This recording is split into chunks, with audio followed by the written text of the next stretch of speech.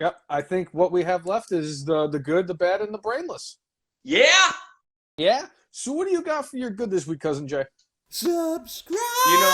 There were plenty of good things. As much as I'd love to go with Cody and Roman's promo, because like these two guys have really been killing it on the microphone and doing great things. There have been really good in-ring stuff. Kenny against El Vikingo del Fantasma. I know that's not his real name, but on Dynamite, there were plenty of good things. The fact that Seth Rollins sold the hell out of Logan Paul's punch and acted like a leopard print carpet for the next 5 minutes was great. But I'm going in a completely different direction. I'm going with WWE Hall of Famer Sting paying homage to Orange Cassidy. It was one of those things where I just smiled like a little kid. I'm like, this, it's ridiculous, but incredible at the same time. The fact that an icon like Sting, during his return match, decides that he's going to do the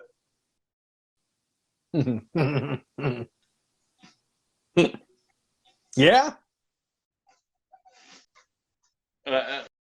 I freaking loved it. I freaking loved it. It was my favorite thing this week. The half-ass face paint that he did needs to not be overlooked either from Orange Cassidy, because if he didn't half-ass the face paint, I was going to be pissed. So he has definitely solidified his spot as numero dos behind the Danhausen as Brainless One's favorite wrestler in AEW. But for me, for my good for this week, because I agree, there was a lot of good this week. But you can't beat Andy Kaufman going into the WWE Hall of Fame. I mean, that's just a no-brainer. Leave it to Triple H and WWE to actually find somebody that would make me go, wow, they actually deserve to go in more than Cyndi Lauper, who I've been saying should be in the WWE Hall of Fame for well over a decade. Yeah. So I'm sorry, Andy Kaufman getting into the WWE Hall of Fame is incredible, especially because I have a feeling he's going to show up. What do you got for your bad?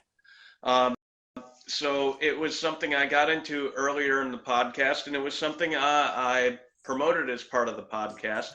Triple H is, in my view, worst booking decision, which is the Rhea Ripley and Charlotte Flair match. And it's not the match itself, it's the build that they've had to this match.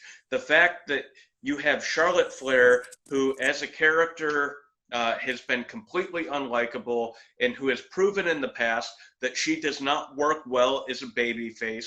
And when they tried to turn her babyface and make her the ultimate female babyface, the entire crowd embraced They embraced Becky Lynch and turned her into the ultimate face. And you knew 100% that was not what WWE believed or planned was going to happen. Oh, the of fact course not.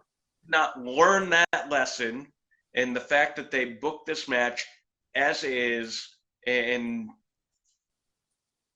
like I said, I have zero doubt that they're going to have a banger of a match. But the build up to this and the reasonings for them getting into this are just stupid.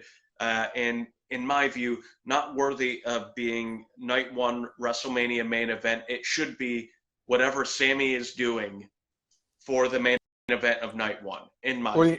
Or the Intercontinental Championship. Yeah. For me, the bad, I'm gonna have to agree. I was going to go in and say Dynamite, but you know what? Dynamite actually had some redeeming moments. I know they gave us another edition of QTV and you know, all that stuff, but you can't make the same mistake twice, WWE. You just can't. And it's bad that you think that Charlotte Flair is a face when you know the fans don't like her. So And I say it's not even just the fact that I blame Charlotte, because Charlotte, like, at the end of the day, is still a great competitor and a great, she's one of the top 5 performers that they have. But it's an indictment on the fact that WWE has no legitimate faces that they can push on SmackDown.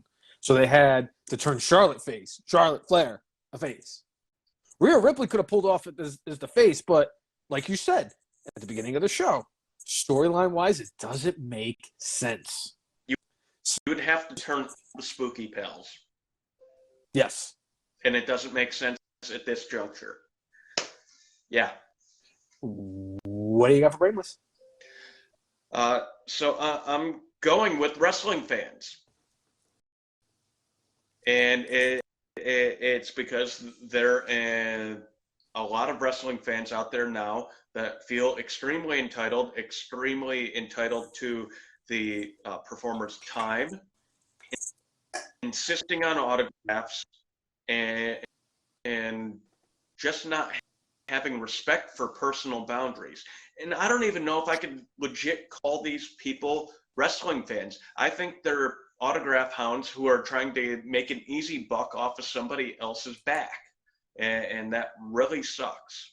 You got people like, whether it's Rhea, whether it's Liv, whether it's Ray, who are, trying to get from point A to point B, and people aren't leaving them alone. And I know it goes beyond the 3 of them, but the fact that wrestling fans and or people who are autograph seekers or memorabilia seekers are doing what they are doing. And now what they're doing is the 95% of the fans that these people would actually normally have zero problem interacting with, now the 5% are making it so the 95% who are respectful won't get those opportunities anymore. And those people are getting my Brainless for this week. And I hope heading into WrestleMania that these poor performers don't have to deal with this quite so much, because that's an awfully thick shell that you have to put on to put up with that crap on a daily basis. And Agreed. When it comes to WrestleMania and hundreds of thousands of people coming into a city to see the company, and sometimes, in many respects, specifically you. And a lot of this kind of, in my view, goes back to the stuff that happened with Sonya Deville. Yep. Like, there's a line, and you try to be as welcoming as possible as a performer, but you don't want to put your safety in jeopardy. And when do you know when that person is absolutely batshit crazy? You don't. So I side with the performers 100% here. Keep yourself safe, and don't let people make money off of the bumps you've taken and what you've done in your life to get to where you are. And honestly, it's like I mentioned earlier in the podcast, I want to say it was before you popped in, with CM Punk when he cut that promo in 2011 when he dropped the pipe bomb. He said, you wrestling fans are the biggest hypocrites of them all, because you're the ones who are going to go out there and buy the merchandise and the programs that my face isn't on. But you'll see me at the airport at 5 o'clock in the morning and shove it in my face so I can autograph it for you. So if that was back then and they were talking about it, and we're still talking about it now in 2023, they need to do something, and it looks like they're going to start doing something. But with that being said, as much as I wanted to give that my Brainless for this week, you know me, I love a good old-fashioned poll. Yeah. As in like a poll, not like an actual poll, but as in like a voting poll. I'm giving the Elite my Brainless. If you knew you were going to do this thing with the ambulance and have it taken out of the thing, you notice that WWE, when they do the ambulance spot, they don't have the ambulance a lot of times outside of the building. It's already in the building, backed up, ready to load the person in, so that they can just drive off and do its little merry thing. If you were going to do that to try to get the sympathy thing, to try to help build this story that you're trying to tell with Hangman Page reuniting with the Elite, and you're going to do this, Fine. You're going to do the ambulance spot. Fine. I have no problem with it.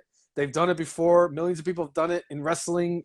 It's going to happen again. We're probably going to witness it at least another 50, 60 times, at least. But if you're going to do it in the building instead of where the truck is that has a picture of the guy who beat the shit out of you, who we haven't seen since he beat the shit out of you and said you couldn't manage a target. Again, this is a giant L for the Elite, and they keep coming out of this looking worse and worse. So they get my Brainless for this week. Yeah,